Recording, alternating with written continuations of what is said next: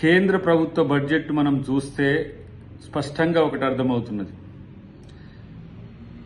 భారతదేశం సంక్షేమ రాజ్యం, దాన్ని పన్నుల రాజ్యంగా మార్చిండ్రు. వెల్ఫేర్ స్టేట్ నుంచి ట్యాక్స్ స్టేట్గా మార్చి ఈరోజు దేశాన్ని ఉద్ధరిస్తున్నట్టుగా ప్రగల్భాలు పలుకుతున్న బీజేపీ ప్రభుత్వాన్ని చూస్తే నవ్వు వస్తుంది. ఆదాయ పన్ను కట్టే ఒక 2 కోట్లు 3 కోట్ల మందికి సంబంధించిన అంశాన్ని తెర మీదకి తీసుకొచ్చి పన్ను మినాయింపుతో గొప్ప మార్పు ఈ దేశంలో చేస్తున్నామనే చర్చ తెర మీదకి తీసుకురావడం అనేది సిగ్గుచేటు. ఒకవైపు అతిపెద్ద ఆర్థిక వ్యవస్థగా మారడానికి చేస్తున్న ప్రయత్నాలు అంటూనే కనీసం పెట్రోల్ డీజిల్ ధరలు తగ్గించలేని దుస్థితిలో ఈ ప్రభుత్వం ఉంది.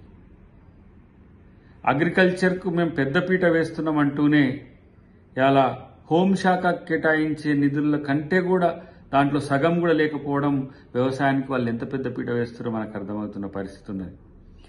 ఒకవైపు లక్షల కోట్ల ఆదాయం ప్రతి ఒక్క వ్యక్తి నుంచి 145 కోట్ల వ్యక్తులు అందరూ కూడా ట్యాక్స్ పరిధిలోకి వచ్చింది. ఇప్పుడు ఏదైనా ఒకటి అంటే మీరు పాపడు కొన్నా, పాలు కొన్నా, పెరుగు కొన్నా కూడా ట్యాక్స్ కట్టాల్సింది. అందరిని ట్యాక్స్ జోన్లోకి తెచ్చి లక్షల కోట్లు ఈరోజు ప్రభుత్వం ఆర్జిస్తున్నది. ప్రపంచంలో ఏ మూల ఏ క్షణం ఏం జరుగుతుందో వేగంగా తెలుసుకోవడానికి తొలి వెలుగు వాట్సాప్ ఛానల్ని ఫాలో చేయండి.